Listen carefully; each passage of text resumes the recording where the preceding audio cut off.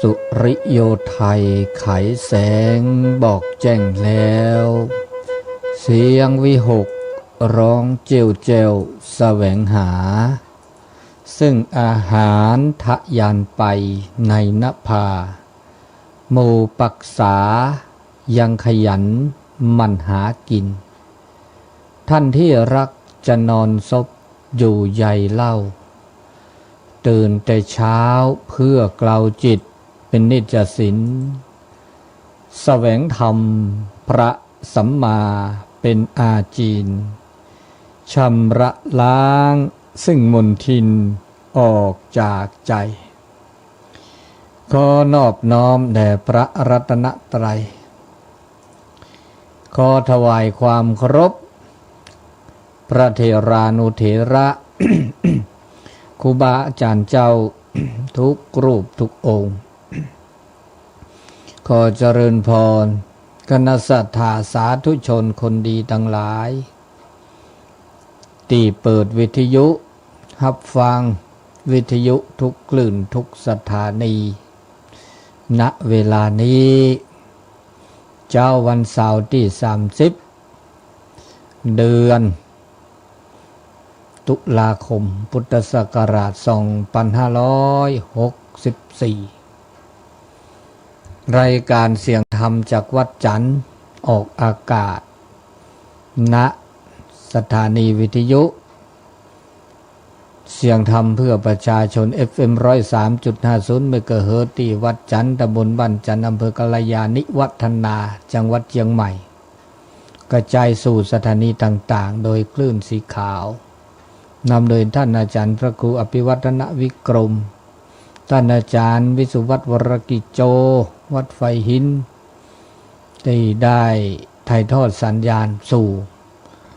สถานีต่างๆและก็ต่าง Facebook ไลฟ์วัดไฟหินแล้วก็ Facebook ไลฟ์ของท่านอาจารย์พระครูวิสุวัฒน์วรกิจโจก็ขอบคุณอนุโมทนาทุกคลื่นทุกสถานีรายการนี้ก็เป็นรายการเสียงธรรมจากวัดจันทร์เป็นภาษาปากยอหนึ่งเดียวในคลื่นสีขาวอาทิตย์ละ1 ชั่วโมงก็ขอบคุณอนุโมทนาในการเปิดโอกาสในการอุจาภาษาธรรม เป็นลำดับต่อไปเสตาโอมือตาโอคือตะเบเมื่อซาพรีตาโอชูโอเคลตือเลปือแหวเมื่อปฏิพีปือเลละเลทาเลบุเลซีก็ละกาก็ลาต่อเดี๋ยวจะก็ต่อเลมือก็ขอตัดก่อนใหญ่มือชานิยให้ต้นนุ่นละซาดาลีเลตาเชก็ต่อก็นอคือเซนารีตือเลคือนารีเลมือคือนี้นี่ยเนี่ยมือนี้มือซอเซชีลาชิชาลอเวดาอสริชีนี่คือโทษจะกระจาคือชิลุยจากเชื่อต่อแค่นี้เจนารีเบลลี่เนาะนอเดกเฮตดอลีเลิกก็นอคือนอเดเตเฮตดิบานอเดพอเมพอที่จากเชื่อต่อแค่เลเฮตก็เบื่อแลพี่ตามมาตากูบือพ่อบือตาเชื่อต่อเลยตาช่วยใหญ่นี่ตากูบือพ่อบือถือแล้วเนาะถือเลยแล้วถือแล้วเลยตาเชื่อต่ออากาเลิกเวดามีเวดาตาหูตาแกกิริสอก็ตะแค่นี่กว่ามือชาคอตากูลอทอลิเจมุขจกาลอลิเนาะมุขตาบาลจกาลอลินะก็แล้วตาคือคาลิตาคือต่อสุยลิจ่อนะเดี๋ยวจะก็ต่อแล้วมือก็ขอก็อย่าให้ต้นโนลอซาเด้เลตาเชก็ต่อก็เนาะคือแล้วก็ละกันเดป้าสุมือ3 มื้อสุพิซาพิสุเพื่อสักพอมาได้ชมมูลละมื้อปต้นโนตาก็ตาแค่ต้นโนตาเลระตะเปทอบามีเกติจาเกเลตบาสุบาซาบาเดเฮเลเปผ้าสุชูซาชูเราชอบด่าสุตุเที่ยวซาตุเที่ยวชมตาดมีเกติจาเกเห็นแล้วบะเนาะเดี๋ยวเราจะก็ต่อแล้วมือชานิยาอี ตาชกต่อเลก็นอคืออีเนเซเลเกิดเตตาโตตาอาเกกะ โลเวนีแลฮะ แลร่วมงานเลเวียงป่าเป้าเลห้วยงูเลปฏิกิสิเนาะปฏิกิเดอแฮเวนีเดอแฮเซอเดเนแล้ว เกเดอปะตุจาตุสุชาติแล้วเลเนี่ยเวดาเกโอเคเดลกามุจิคิลีเดี๋ยวตาชกต่อเลปุกุยเนาะเลตาชกต่อเลตาเตอคนใหญ่อเวนีปฏิเอวปลาเตผ้าตาแต่เตรอเนาะเตผ้าตาเตรอเมื่อตาชกต่อนาทีดิชีเนาะนาทีดิชีเดอพวกก็อ้อทอกว่าเขาเจอวิดีโอเตสกอดกว่าแล้วตาหูตาแกตาเลอะคือทอดมีได้จ่าตาก็มีก็จ่าละคือทอตัดเตผ้าเลปามีปั๊บกาเตผ้าเราตาเลขี้เล็บเลยญาเนี่ยบาเวดาตอกเคอีระดิซอก็จะถูกก็จะรอเตผ้าเราตาบีเลยพระพุทธศาสนาพุทธธรรมในเนี่ยมีตื้อแฮตื้อเวดาลิปโตโนตาก็ตาแค่โตโนตาเลอะคือทอตอกเคเนี่ยบามียาจันเนี่ยตัดเตผ้าเลขี้เล็บเลยแต่ผ้าเราเวดาอันนี้เนี่ยเปโชกันหน้าโชกว่าเลอพอดีเตตาสมมติตะเคเดก็โลพวกว่าทีเลอเดินเนี่ยกันหน้าไปจอดอหรออันนี้นะพวกเตเลอโซนหน้าปื้อไว้ที่รายการเสียงธรรมจากวัดจานพระภาษาปะกัญญอในเจ้าวันนี้พอดีวันที่อย่างก็วันที่26-27ได้มีโอกาสได้ไปที่บ้านห้วยงูอำเภอเวียงป่าเป้านะได้ร่วมงานสืบชะตาแม่น้ำสืบชะตาบ้านภูเขา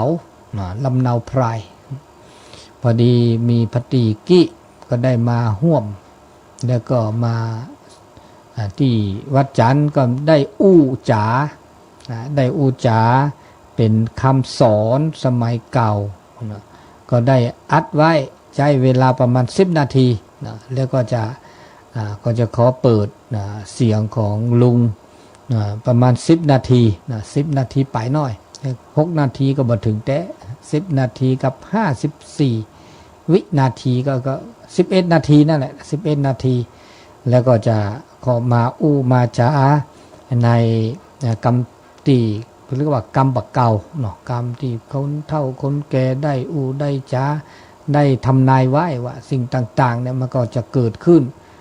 ปัจจุบันนี้เนาะขออนุญาตเปิดฟังนะประมาณ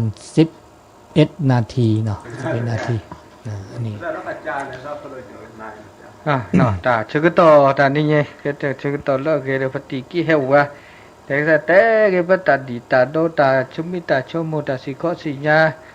ลิจาได้แต่ขอได้จะแล้วก็มือปฏิแต่ตามีตื้อจะตื่นเนาะเลิกเกดตาชุมิชุโมกยาตากาโซตาซอตาสิขอสิญาเลอ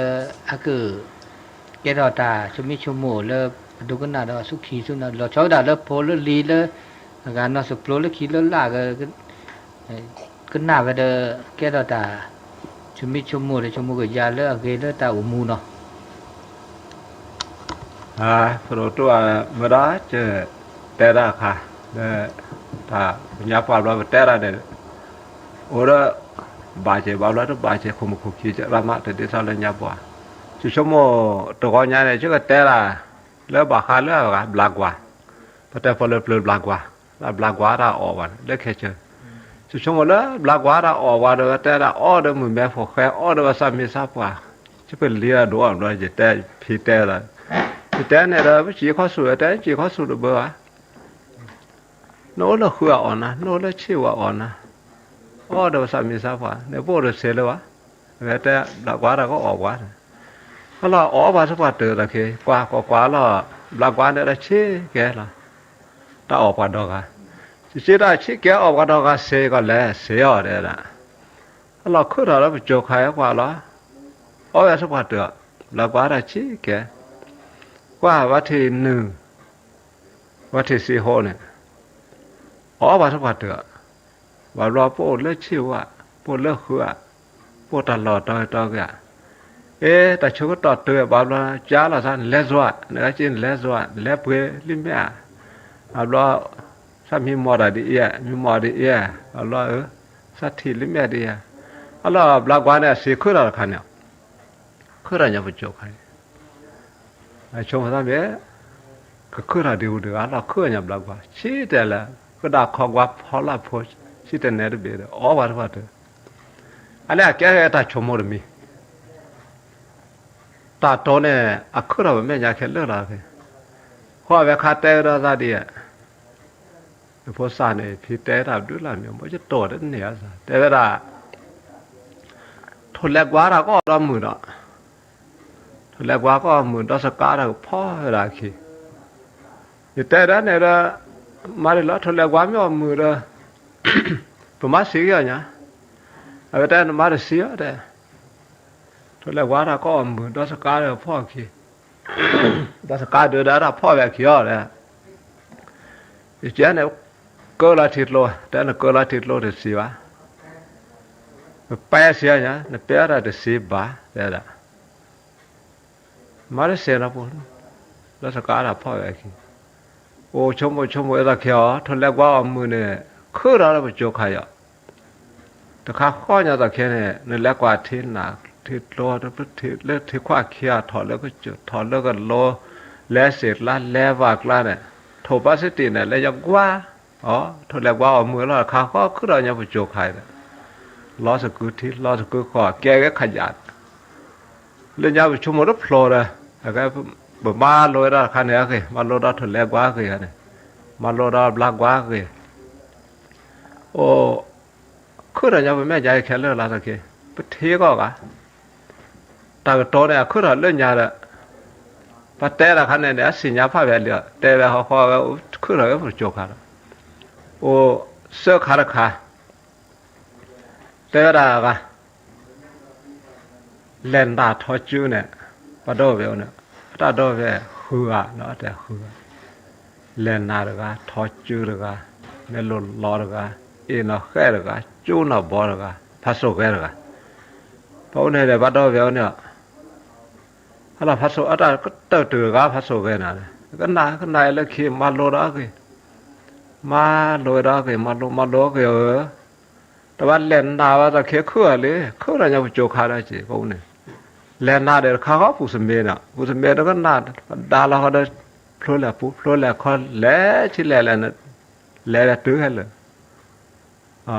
Allahเล่นนาแล้วคันนี้ซึ่งเวลาเนี่ยอาเวรกาลเนี่ยตาโตเวคือกันเนี่ยอาเวรกาลเนี่ยแต่ทอจูละคืออะไรจะไม่ยากเลยจีมาโลยละคันเนี่ยคือมาโลกเคละแต่คันเนี่ยแกโลกเคอ่ะสู้ละจูทอดพุทธทอนว่าสู้ละดังมาจากเลยมาเดิมมาหล่อมาเดินรถแรงข้าข้อเนี่ยโลกเคเนี่ยโลกพุทธทอนเลยถือได้ไหมชอบลอยสิโอ้แต่ละเมลล้อละเมลล้อเนี่ยคือรถโดเวลเนี่ยแล้วก็วิธีละแต่ข้าข้อละลูกไม่คนเนี่ยนะคือเราไปโจกใครลูกไม่คนละคือเราไปโจกใครวิธีละเมลล้อเนี่ยแล้วก็แต่ละเนาะแค่ละจูเนาะพอละเนาะแค่ละไม่ใช่ละแต่แค่จะไม่เท่าแค่เนี่ยแต่เนาะแค่ละเนาะแค่คือเราเนี่ยไฟเตอร์ไฟฟ้าเนี่ยท่าบอกร้อยเท่หมดเลยเท่พระคือเราไปโจกใครบอกเนี่ยคือเราขัดถือมาโลกอย่างเงี้ยเขาแต่จูน่ะบอลแล้วครับหมอจูน่ะบอลชมตาบอลจูเธอบอลเนี่ยถ้าจูน่ะเราบอลแล้วคือเราไปโจกใครได้เจจูน่ะบอลเนี่ยที่เราแค่เลิกคนเนี่ยเช่แล้วนี่แหละมาแล้วโลกเนี่ยเป็นเลี้ยเลยว่าเลี้ยเลยปูมัดแล้วมาปูเนี่ยเป็นเลี้ยแล้วอะไร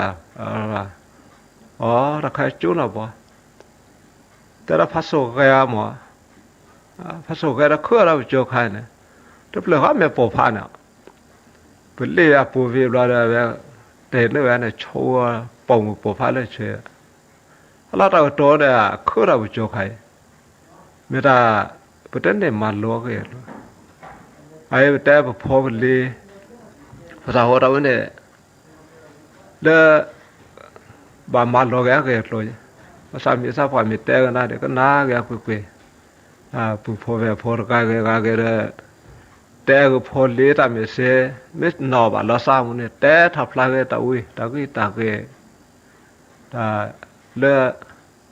ภาษามีซาพาแต่พารันอาคารเนี่ยระเข็บล็อกคือเราขัดไม่กว่าเกี่ยกว่าเลย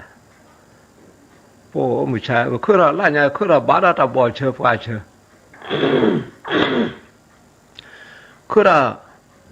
บ้าน่าจะเจอเด้อเพราะมาโลเอราเด้อภาษาหัวเนี่ย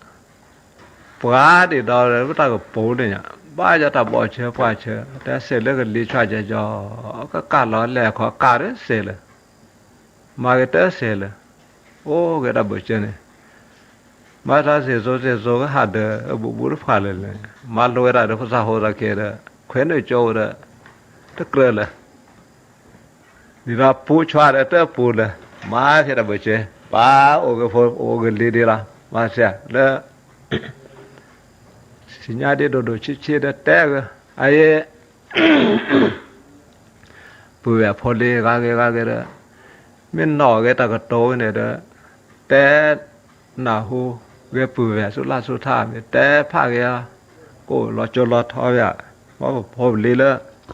อามาโลอะไรแค่เนี่ยแม่ชมไปแล้วก็มาโลไม่นอนเราซะแล้วไม่สนใจแล้วมาโลแล้วก็มาโลไม่ต้องสนใจหมดเลยวิระเว้หมอแต่ว่าสามีสาพาระแต่พายอุตาดีแล้วพอไม่อบก็น่าเลยน่าก็ดาวแต่ละแล้วพอแล้วเปลือกคือเราไปโจกใครแล้วตาดีตาโดแล้วคือเราไปโจกใครแล้วก็คือเราไล่เนี่ยว่าผู้สาวเขาจะเขียนเนี่ยตาเล็กตาเกตาพี่ตามาเนี่ยตาหย่อแล้วก่อนเลยชมว่าเด้อมาเวลาเซเลยเมื่อคอมพิวเตอร์เมื่อเจ้าเนี่ยมาเวลาเซเลยเวลาคือเราเนี่ยคอมพิวเตอร์มาคอมมานด์นี่แหละคือเราแล้วบาดเรื่องแล้วคอมมานด์นี่แหละไม่แล้วคอมพิวเตอร์ครับผมบอกว่าเสร็จเลยมันยาไม่บอดเนี่ยนะพวกมาโหลดเลยจ้ะแต่ว่าแต่ละก็ได้ว่าปลาปูขึ้นมาแค่ไม่ได้เสร็จมอภาษาหัวตะแค่เนี่ยโอลาบัวบาลีมาโลดาเวดาเนี่ยมาโลดขป้าก็ได้มือขบบาวเนี่ยไม่สิญญามันเนี่ยเวทนับเปอร์สิญญาเงี้ยพอลีเล็กขี้ถ้าก็มาโลดาพัดแหละแต่มาโลดาพัดแหละวาลาสารผมไม่ได้แต่เวทละทำโมปาพิพื้นแต่ว่ามีอะไรบ้างมีแต่หน้าบ้านเนี่ยสิญญาดูสิญญาเชื่อแต่เวลาสาดูเชื่อแล้วคิดแล้วละแก่แบบภาษาโหตาชมมาโลเอราเบียภาษามิซาปะตาเล็บมีว่าปะเนี่ยสิญญาเวลาขอบล้อเวลาเวลาบ่าวเราภาษาโหตจ้าละท่าภาษาโหเนี่ยบ้าจ้าก็มีปะอะไรจีมีห้าวก็ว่าปะถ้าหาถอนถ้าหาล้นถ้าจ้าภาษามิซาปะอะไรเนี่ยภาษามิซาปะนั่นจ้าละแต่ไปจีบภาษามิซาปะเนี่ยบ่าวเราเนี่ยชมไว้จีแต่โมเหตุพอลีอะไรจีแต่ก่อนยายได้ยังเฮลาแต่ละเลยพอโดดตู้กันเมื่อจะแต่ละดูชิๆมีบ่าวมือที่น่ะไม่ได้บ่าวมือปลายต่างมาไว้หมอทำด้วยเนาะอันนี้ตาเช็คต่อเลอพัตีได้เฮ็ดแต่สกิสกอตานะที่ได้เปิดออกอากาศไปพอดีลุงได้ได้จ้าถึงข้อคิดคติธรรมนะคำฝากไว้สมัยก่อนถ้าเราสรุปเป็นภาษาเมืองก็ลักก็ถึงเหตุการณ์ต่างๆที่เกิดขึ้นในโลกปัจจุบันอาจจะแฝงไปด้วยนิทานสมัยก่อนนี่คนปากยอนเขาจะมีนิทานนักนะนิทานนี่เป็นการสอนที่แฝงในเรื่องราวต่างๆที่เกิดขึ้นอาจจะอ้างถึงว่าอีกต่อไป สมัยต่อไปหรือเขาต่อไปในภายภาคหน้าจะเกิดอันอย่างขึ้นบางสิ่งบางอย่างอาจจะมีตัวอย่างเกิดขึ้นในสมัยก่อนพ่องแล้วก็สิ่งต่างๆเหล่านี้เนี่ยอาจจะเกิดในปัจจุบันได้เช่นที่ปฏิได้อู้ตะกี้ว่าเกี่ยวกับอนาคตต่อไปว่าจะมีนกเขานกเขานี่หมายถึงนกขาวเนี่ยนะมันใจนกเขาหนึ่งนกสีขาวอีกนกสีขาวจะมากินบ้านกินเมืองค้างคาวขาวจะมาระบาดในบ้านในเมือง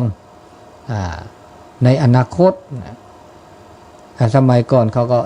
อันอย่างมันจะเกิดขึ้นนกสีขาวจะมาระบาดนกค้างคาวขาวจะมาระบาดจะมาเกิดขึ้นสิ่งที่เขาวิเคราะห์ก็คือปัจจุบันนี่นะเรื่องขยะต่างๆเนี่ยเรื่องขยะต่างๆที่เกิดขึ้นอันนี้ก็โรคระบาดต่างๆอันนี้เนี่ยอันนี้ก็เกิดขึ้นแล้วอนาคตว่าที่พูดถึงตะกี้ว่ามีคนอยู่หลายคนอยู่ว่าหูกว้างมือยาวนะแล้วก็คมกว่ามีดแหลมกว่าเสียมอย่างหูกว้างนี่ก็คือก็ว่าหูรอบทิศต่างๆเนี่ยก็นะหูทิพตาทิพพวกนี้เนี่ยปูนซีเมนต์หูกว้างหรือว่าแบบปูนซีเมนต์ที่ได้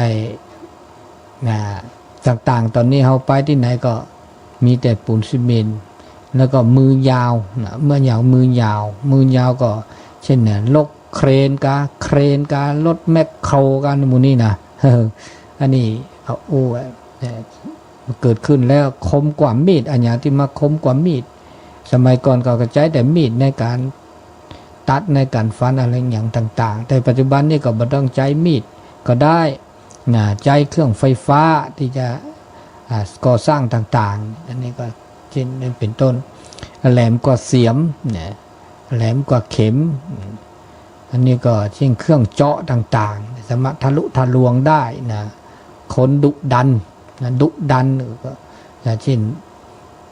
ระเบิดต่างๆนะเนี่ยอย่างก็ระเบิดไปดุดันแล้วก็คำมาเก่าสมัยเก่าแต่เนี่ยมีปลึกเนาะที่เขาทำนายไว้อย่างที่ว่าต่อไปเนี่ยจะมีงูใหญ่เลยเข้าบ้านนะบ้านเข้าเมืองจะกินคนนะก็คือถนนหนทางเนี่ยเลยไปเข้าไปที่ไหนก็วัฒนธรรมค่านิยมอันอย่างก็กลายไปหมดก็คือจะกลืนกินกันนั่นเนี่ยมาจะมีเขาเนี่ยเช่นมอเตอร์ไซค์ต่างๆนี่เป็นต้นแล้วก็ช้างหัวแบนจะมดไปช้างหัวกลมจะมดไปช้างหัวแบนจากมาแตนอันนี้ช้างหัวกลมช้างปัจจุบันก็มีแล้วสมัยก่อนก็ใจช้างเนี่ยลากอย่างต่างของต่างๆประเด็นเนี่ยใจลดหมดคือช้างหัวแบนช้างเล็กงัวควายแล้วก็จะมีหยักใหญ่เนาะแมงอย่างแมงหยักใหญ่นะจะเลื้อยตามเขาต่างๆก็คือสายไฟต่างๆเนี่ยเป็นต้นอันนี้เป็นต้นเนาะวันหลังก็จะมามาอันนี้ต่อไปนั่นในพอดีแต่เกี่ยวกับเนาะบางครั้งเลยตาคือตอนมีปลายเนาะไม่ปลายยออาตาอาตาปูตัดเต้เนี่ยตัดเต้ผ้าตามาลอบผ้าเนี่ยคือตอคือลอระเนาะหรือลามีลาจะปมิเตเดตาก็มีก็จะเนี่ยเฮตือเลยนี่ตาเฮตือระเลอตัดเต้ผ้าแล้วคิดเลยเปล่าเนี่ยมีปาปาตัดเต้ผ้าลอเกหรือโพธาโปหรือโพธาโพปูเนาะทาดีทาโดแต่มีจานไม่โชมุกยาเนี่ยเมื่อตาโชมุกยาเนี่ยเด้อแต่มีเด้อแท้ตุยอดบามีว่าจานเลอปูกุ้ยเลญาปะตะขอบโลตาเตป้าแล้วปัญหาดเปโอ้ไม่วิเคราะห์ยาไม่โชมุกยาแกเลยต่อแกอร่อยตับคือถอนเนี่ยคือถอนเลยตัดเตป้าแล้วญาเลตามาซาดีอีจะสุญญาปาก็มาซาดีเนี่ยเดี๋ยวตัวเว็บบล็อกเจมันจะตาก็มีก็จานเนี่ยดิฉันเลยพุทธเจ้าเทวดาก็มีก็จานแล้วตาก็คือต่อดินนี่ม มื่อจากคือดอกน่ะคือดอกเลิกปลาเลอาสุซาอุเดตาตาซอตอุเดตาบุตาบาวนะครับสุซาไม่อุเดตาบุตาบานี่ตาตาซอตคือดอกว่ะตาตาซอตคือดอกตาตาซอคือดอกเนี่ยคือดอกเวดาเลปาญาเลอุเดตาอากาปก็เลตาสุบาตาซาบาตาสุลอตาซาลอระเดอโตเดตาโซตาซอโตเดตาบุตาบาเมื่อเลตาตาซอคือดอกแค่แลปาญอเนี่ยอุเดตาบุตาบาดีอุเดตาเกตาบาดีอุเดตาตากุยอุเดตาสุกุญญสักกุญญดีตาโซตาซอไม่อุเลสุเลสาเนี่ยตาตาซอเนี่ยตะคือดอกตะคือดอกคือดอกญอเกเดคือดอกเลตาลนัลกลีตุเนมาเลเซียเนี่ยอันนี้เนาะอันนี้ตาก็มีก็จ่าเมียคือดอกเดเวเลตาเลที่เลก็เลกลิซอก็เดเวนี่แต่เมียก็ละอุลาชกดิซอปลายญอมาคือดอกเดเวว่าอันยอมาคือดอกเดเวเนี่ยลอบลีสัพเนาะอันนี้บากาเลตาอากาเตสกิเตสก็ไม่เมตาโซตาซอนิใหญ่เตดอตะเจดะสิกตอโอดีเต้ามูมุเชก็หาอาเตแกตาโอตตอลอลอเนาะมีนอจาวะตาหาเสื้อสาก็มีก็จาตามาซาดิเนนี่ปกบ่าวเดตาปึ้นหล่อตาปึ้นหล่อปะโดมูบ่าวรบลอนี่ปะต้นโนตาก็ตาแค่ปะต้นโนตาเตเลอทอดเปรทอบาบ่าวเราปะต้นโนตาเลอทอเปรทอตามือตาคือตาบาสุบาซาบ่าวเราต้นโนตามือสุมือซาบาตาเตเลอทอเปรทอบาบ่มีว่าจาบมาเดเซบาเตอะแกดเวตาเลตากุยตาเชอตาวิตาเชอตามีเกจาเกเลคือถอมีอาจาเลปะเต้ามูตาแต่เลเปิโตทอเนปะสิญญาทอตาตื้อเลเปิปราเปิสีเกอปูนี่มีสีแค่แลเด้อเขามายอปูแพละน่ะปูแพละแล้วตาต้นโหนแล้วตาโอ้เขาคุกเลยนี่แล้วเขาคุกเลยเต้ามูนี่ต้องมีเลอากสเบลก็ละกะอากมือก็กะโตโนตาก็ตาแค่ดูชี้โอ้ก็กะลอแต่ชุดตาชาเนี่ยจะมีโอ้จะมีโอ้จะจ่านี่กะโตจะมีโอ้จะมีบ้านนั้นแต่เจเนี่ยจะคือต่อจะต้องโชกเกนนะก่อนจะต้องชุดด้วยชาถ้าบ่าอากาชั่วโมงนี้บ่าไม่โตบ้านเนี่ยเกมันยังจะดีแล้วจ่าละโอ้บ่าโตโน่แล้วก็กะละมันมีจ่าบ่าวว่าโอ้ตัวกะเนี่ยโอ้ดะเวมันจะเดินก็มีก็จ่าเนี่ยเด้อโอ้ดะเวเลเปิดตาวิตาเชื่อดะเวเดกะเนี่ยหน้าบ่อนี่ค่ะเดี๋ยวว่าตู้รอตุพลูโจตื้อหรือว่าพลูโจนี่เป็นมาดิเลยจะรอเนี่ยแล้วเปิ้นหน้าเปื่อบ่ไม่หน้าเปื่อครอบครัวแล้วก็อู่เดียวเสดิซะตาจุตาชาคือดอยเนี่ยบ่ไม่หน้าเปื่อครอบครัวบ่ไม่ต้นโหนนี่แหละบ่อู่เดียวดิเลยจะรออู่เดียวดิเลยจะรอแล้วก็ปูแพละอันนี้แกล้ปูก็มีก็จันอู่ไว้ได้พวกก็อู่ดิเลยจะรอแล้วก็ปูเดินตามมือนะอู่เดินตามมือตาคืออันนี้พวกก็บ่มาดิลออันนี้พวกบ่แกล้ปูโอ้ดะแวเนาะอันนี้บากาเลตาอุตาโชนี่เนาะเปก็น่าดอตาเลตาตะกอนใหญ่นี่เปก็แตกเกล็กกลอกแกละกว่าเกล็กกลอเดโซดเนาะว่าก็เนาะคือนี่โซก็น่าเวราหมอโซก็น่าเวราเดเทก็ค่อยแล้วปกติบัดแตะได้ปลายยอดอีกับแตะเดโซดเนาะจิที่ได้อู้ที่ผ่านมาว่าหลังจากที่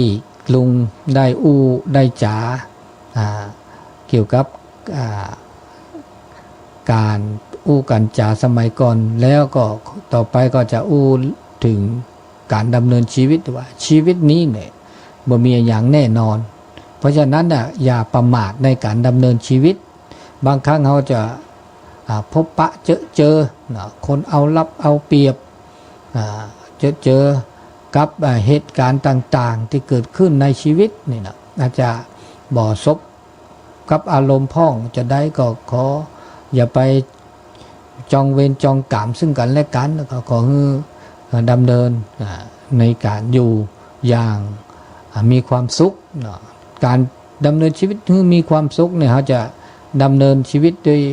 เหตุประการใดเพราะฉะนั้นก็จะมีเป็นอย่างเช่นว่าในทุกสถานการณ์เนี่ยจะมีโอกาสนะครับบางครั้งก็ย่อมจะมีโอกาสเข้ามาหาตัวเฮาเสมอ ดังนั้นน่ะก็อย่าไปกลัวนักล่ำไปแต่ก็ต้องหาค้นหานะว่าสถานการณ์นั้นๆเนี่ยเขาจะสามารถที่จะสร้างโอกาสได้อย่างไรอันนี้เป็นประการแรกอันนี้เนาะมือปฏิปิบุญแล้วก็มาดิเลจาหล่ออัตโคทื่อตุกาเดเวเดดี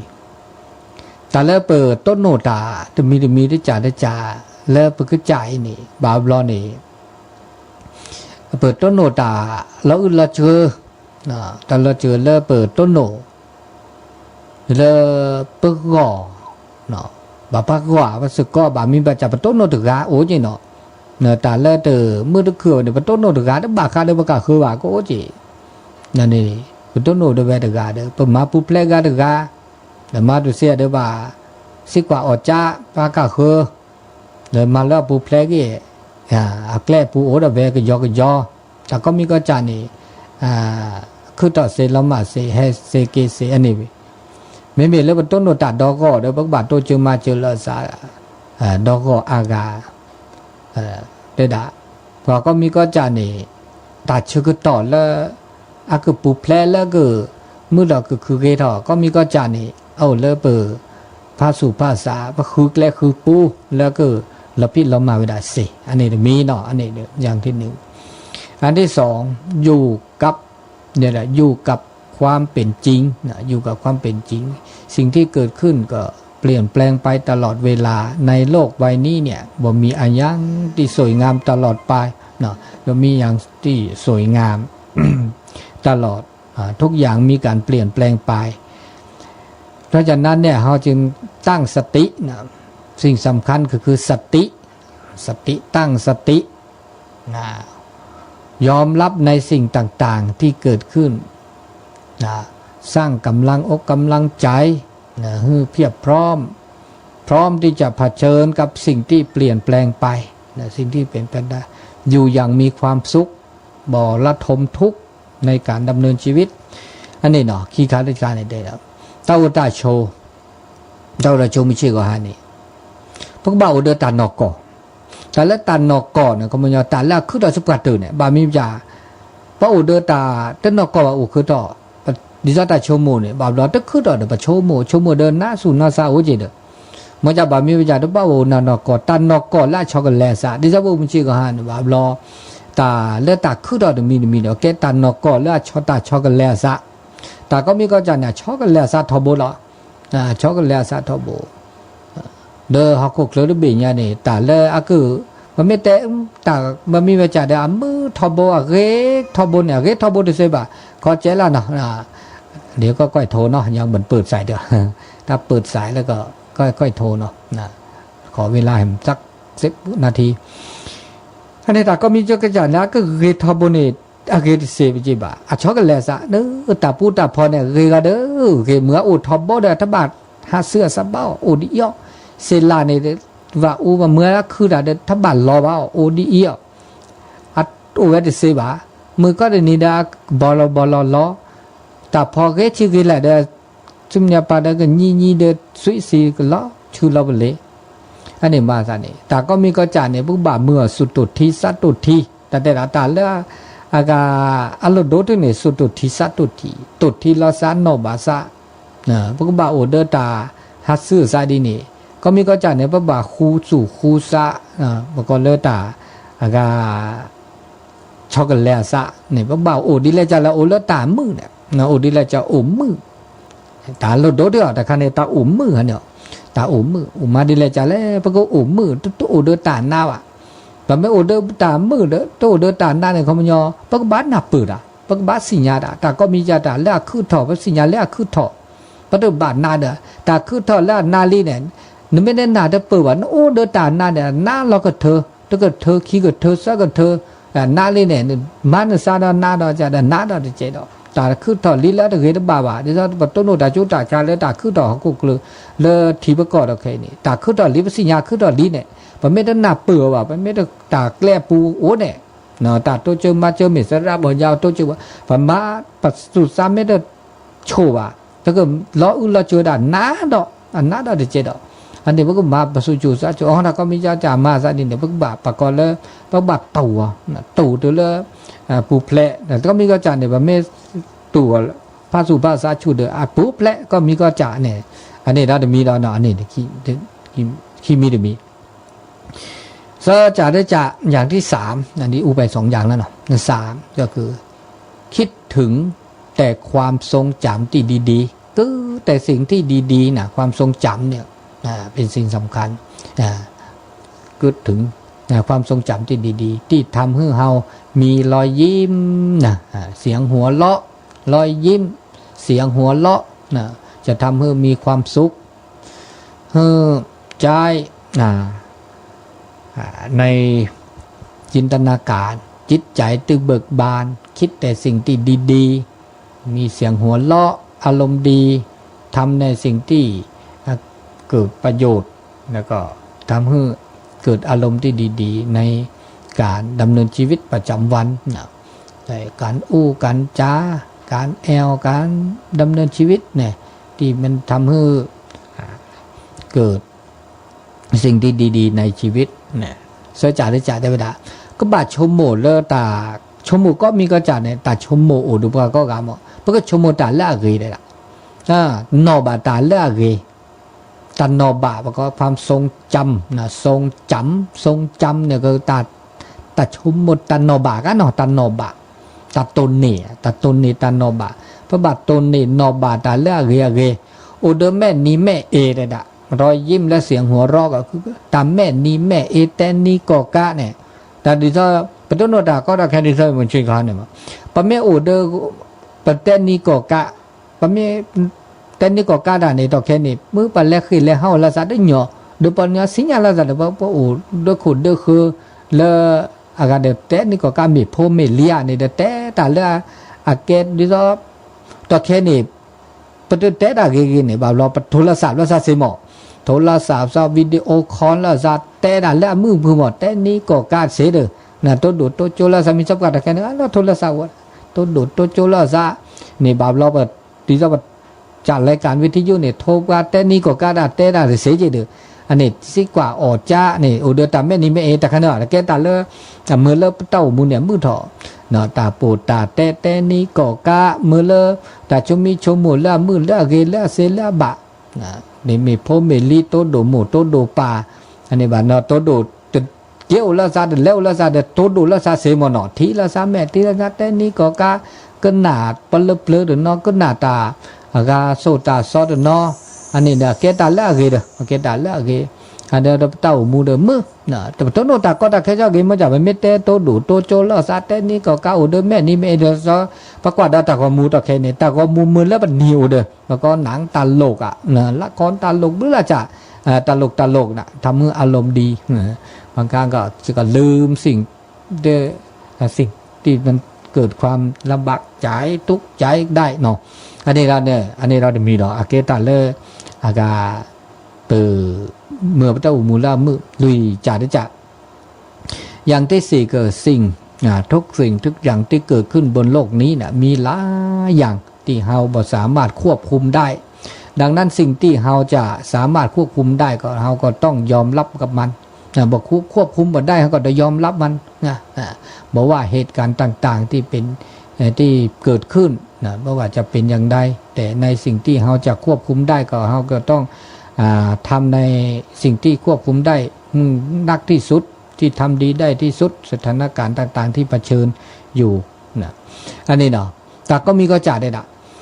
แต่ก็มีก็จ่าแล้วคือดอกกุกเลยนี่บามีก็จ่าปืบตุบบาภาษาวันเนี่ยปบังคับควบคุมมอเตอร์เซวะเนี่ยเนาะดิจะเตะเลยควบคุมมอเตอร์เซวะปมมือดิจะก็บาภาษาแค่เล็กแค่เจนี่ดิเซวะเมื่อไม่ยอมมาไม่ได้เซวะคันนี้เด้อปุ๊บบามาดิหรอกเดี๋ยวละปุ๊บบาหนับปือวีเดอปุ๊บบายอมรับปุ๊บบามาแต่ก็มีก็จ่าคือแต่ดีสุดกว่าเถอะมาดีเน่ก็เดี๋ยวปุ๊บก็แลดีเลยจ่าหรอกดิจะตาฮัสซูซาตอกเคก็มีก็จ่าโพดีโพสามาซาดีปุ๊บลิตาเลคือถอนาตาซอมาเสียเด้อว่าบะปะก็แลเด้อเนี่ยแลเด้อดิจะว่าคอทีเนี่ยดิจะทิปดูรอนี่ไม่คอสักว่าเตอเด้อ นบ้านแลพ่อทีคินเนี่ยก็ยอกเล่เดเจท่อสู้ตาวันในป่านึกก็คอเนี่ยที่คอนึกก็แลอาการโลได้ที่คอถอดสู้ทีชูบะคอต้องไม่ตายหยอดนึกบ้านแลเด้ออันนี้ตาคือตอนนี้บ้านมีบาจ่าบ้านแลเด้อยอเด้อพระบาทซื้อดอกเกษาทุดอกเกษาเดเจอันนี้เด็กชั่วโมงแกตันเลยตันนกอสุปัตเด้อบามีจ่าบ้าอุดตันนกอจีเนี่ยบามีอากากรอระเนาะชอเดบาบลออันนั้นได้จีอันนี้นะมือเล็บเต้ามือเดาเดมีเนาะเนาะจะจ่าได้จ่าในเดดะจะจ่าได้จ่าอย่างที่5ก็คือจงอยู่ท่ามกลางคนที่มีความคิดในเชิงบวกเชิงบวกก็คิดในเชิงบวกก็หมายความว่าคิดในทางที่ดีนั่นแหละเพราะว่าคนที่มีความคิดในเชิงบวกเนี่ยนะจะมองโลกในแง่ดีสถานการณ์ต่างๆที่เกิดขึ้นจะทำให้มีพลังกำลังอกกำลังใจความคิดในเชิงสร้างสรรค์อันนี้เนาะปกบาชมูดาเลกีเลยนะชมูดาเลอะเกลาทอบานเนี่ยลัดทอบานเนี่ยเอาเดือดทอเดือดล้อมอ่ะแต่ชมูนี่แล้วก็เชิงบวกเชิงลบนะปกบาชมูเลอะกีบาเขาแต่ชมูก็จะเนี่ยโอ้ดินี่บาบลอนเมตือนัดปืดก็บาบลาแต่ชมูล้อเนี่ย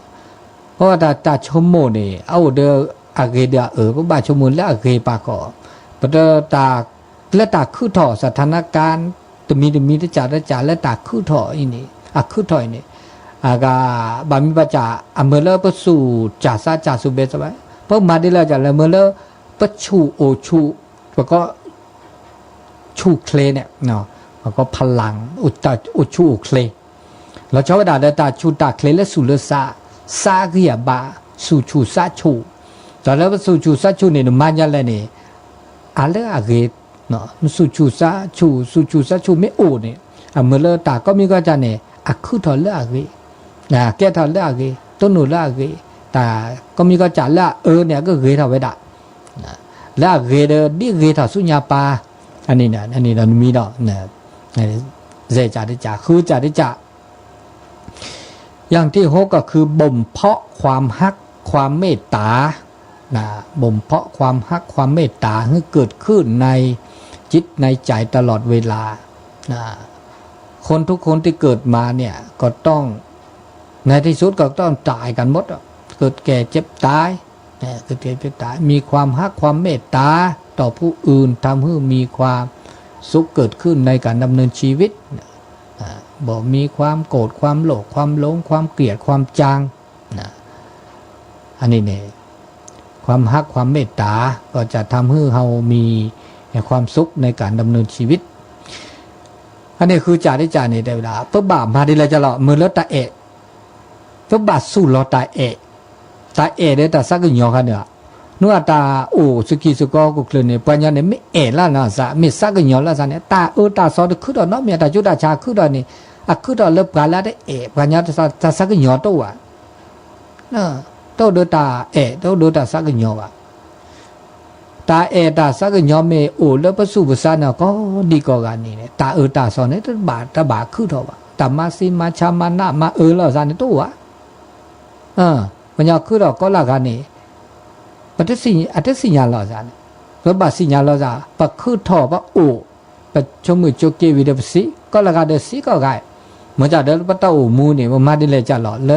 ปะก็โอเดตาตากุยลอซาสุกุญญอซากุญญอลอซาปะก็เดตามือตาคือตุสุถอตุซาถอตุโซเฮซาเฮตุสุแค่ซาแค่ลอซาตมามาซอลอซาบะ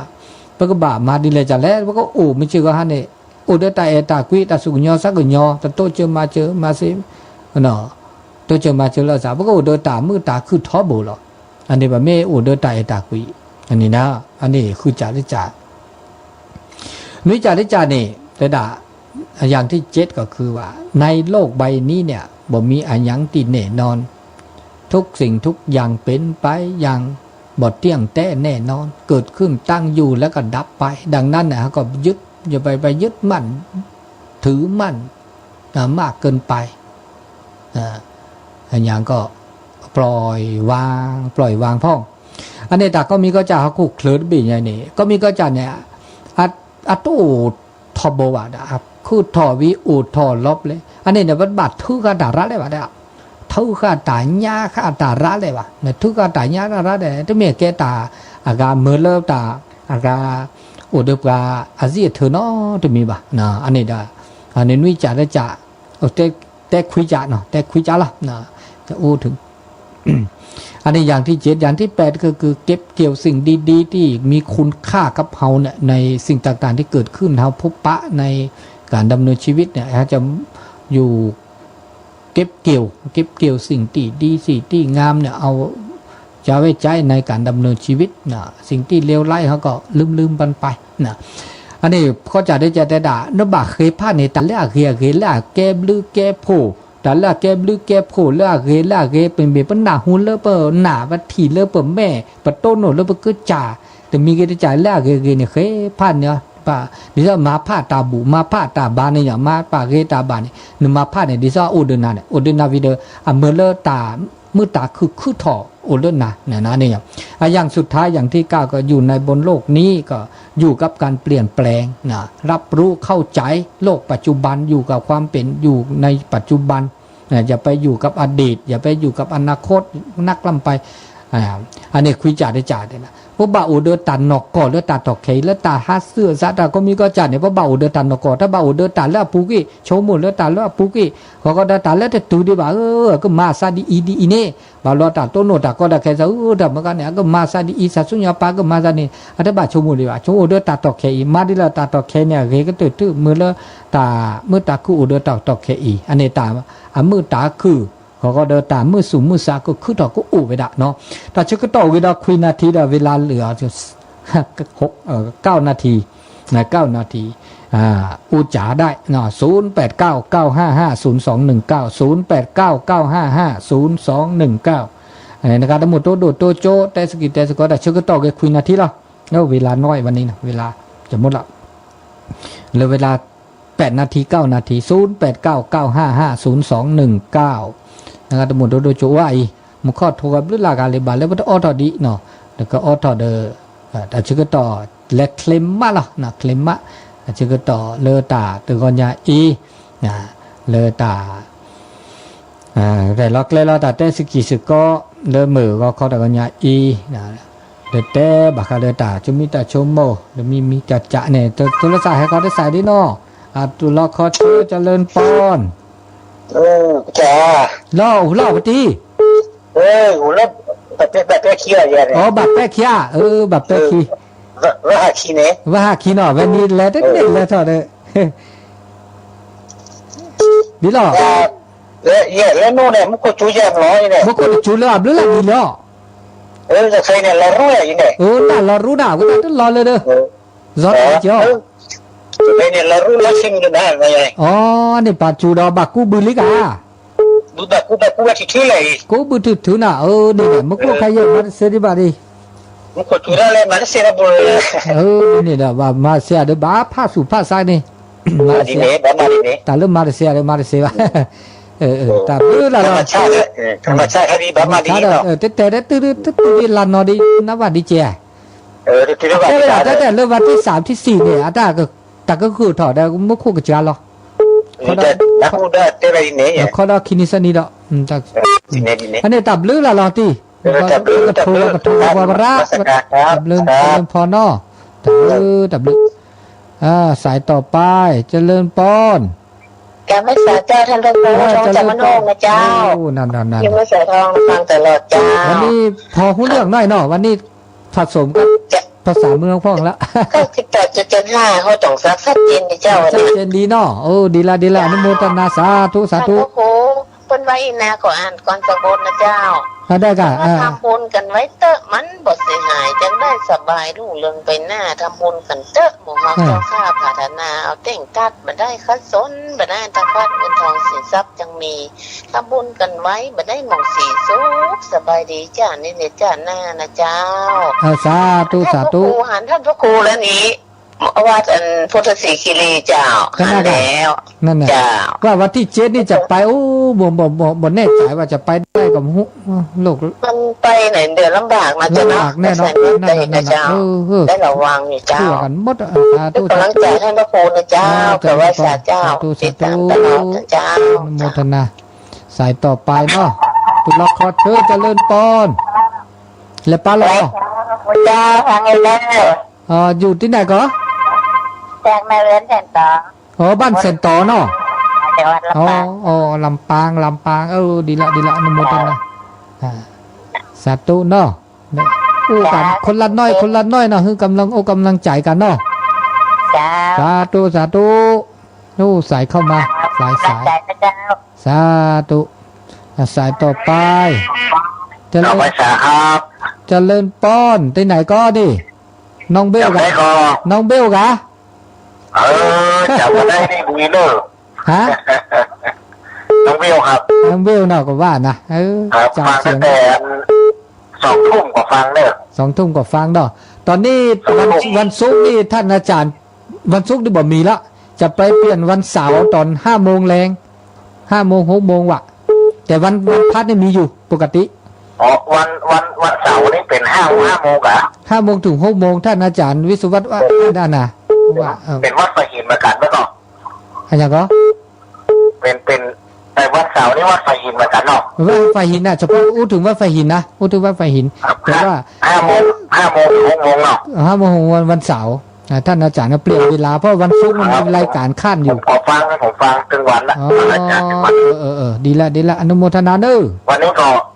ขอบคุณเลยที่อาจารย์แปลเป็นภาษาไทย จ่ายไปพ่องก็คงจะเข้า วัน ใจ นี้แปลเป็นภาษาไทยซึ่งก็เข้าใจอยู่เด้อ เข้าใจอยู่เนาะต่อไปก็คงจะ เรา เป็ ไป น สาเด้ออาจารย์เป็นกำลังใจอยู่เด้อ สาธุต่อไปก็จะคงจะเป็นลักษณะนั้นเนาะเข้าใจสาธุเหลือเวลาแหมน้อยนะเวลา4 นาทีเวลามีอยู่อุจจากันนั้นเล็กน้อยก็ไปกันเนาะตุลคอเจอเจริญปอน อาจารย์ ดอมึงอ่ะดีแล้วนี่ไง มุกขดจุ้งเลยไม่ได้พิมพ์ขดส่วนแต่ ก็จะจูเลยจะเมื่อเมจะแท้ตัวคอยเม แต่ช่วยมาซะดีเลยนายใหญ่กูนายทนายอาจารย์ นายอ๋อมันจะเดินอันจะจูดิสิละเจ็บกาแต่ตนี่คินี่แล้วเนี่ยก็จอดก็เจ๊จะเสียนะคนนั้นอันนั้นก็มาเสียเนี่ยหมอมาเสียดีบ้าดีเนี่ยนี่ ตอนเริ่มมาเสียครับมาเสียเดี๋ยวภาษาได้ละดีเนี่ยตับลึกหรอตับลึกก็น่าจะมองเลยตับลึกอันนี้เนาะตอนเริ่มมาเสียมันจะคือท่อโดยประบามาจะหรอมากินเลือดซาได้ทำมันอย่างบ่ได้ก็ทำใจนะทำอะไรไม่ได้ก็ทำใจสิ่งสำคัญทำใจเดี๋ยวมาเสียเดี๋ยวมาแล้วสู่เลือดซาผ้าสู่ชูซาชูแต่ก็มีก็จะเนี่ยมาจากแกล้ปูมันนะปึกแล้วว่าบาทปะก็มาเป็นหล่อเนี่ยมาเป็นหล่อเป็นสีเนี่ยเตอปะตามาซาดีก็มาซาดีออกบากูวีเนี่ยบามาได้หล่อบาเชื้อผ้าได้เลยจะหล่อคอด่าเชื้อก็ต่อแต่จ้ากันหนาแล้วอากากรุมอุตุดินนอจีแบบล้อบาจีนะบาจีมันอยากตะเคียนเนี่ยเต้เวดาอากามันคนเนี่ยโอดีนะโอดีเด้อเอาโอดีปัดเด้อนะมันจะเด้อเต้าก็ต่อจีบ่อาตุลอคอเชอเจริญปอนเจริญปอนเล่นละครก็แจ้เราว่างกันเวียงหนองล่องนะวันนี้เป็นได้พ่องฟังพอหู้เรื่องอยู่เนาะแล้วมาคดี4 เดือนเรื่องอะไรกันเมื่ออย่างก็จัดเสียงจัดสะท้อนหน่อยนั่นฝนตกก่อนที่ท่านฝนตกก่อนวันนี้ฝนตกแล้วให้ฝนตกอันกะถ้าเพ่บัดตกเหรอตกกะช่วงนี้ก็เนาะเอ็นดูฝนได้ก็จะตกแบบตะปุ่นตกเนาะก็หลายที่ว่าตกนะแถวจอมตองแถวปุ่นน่ะก็เกี่ยวเข้ากับดีเกี่ยวเกี่ยวเข้าเอาอันนั้นกะน่ากะก็ว่าเสียงมันไม่ค่อยชัดเจนแต่ใดสาธุโมทนาอาจารย์เรียนปอนเอาละนะเวลาก็หมดนะเวลาหมดเวลาแล้วเนาะก็วันเสาร์นี้ก็ขอไว้เพียงเท่านี้ก่อนเนาะวันเสาร์หน้าก็มาพบมาปะกันใหม่ในรายการเสียงธรรมจากวัดจันทร์ภาคภาษาปกญอที่รู้จิพวกว่ามึงพัติพิพือก็ดีก็กาเลตาเชื่อต่อมือว่าก็แต่ก็ยาอีเนาะเดี๋ยวเสือตาซื้อบาก็ดีก็กาก็สิก็คอเนาะแล้วก็หน้าดอตาเชื่อต่อเริ่มมือก็แต่ก็ยาเนาะเกิดกู้บื้อกับพ่อบื้อเนาะตากับปอทอลิเนาะ ตาก็ปอดอลีเดอออกมีออกทีวีเลยและพี่และมากูบือพ่อบือเดี๋ยวมาโคจูเดอมาเสียเดอ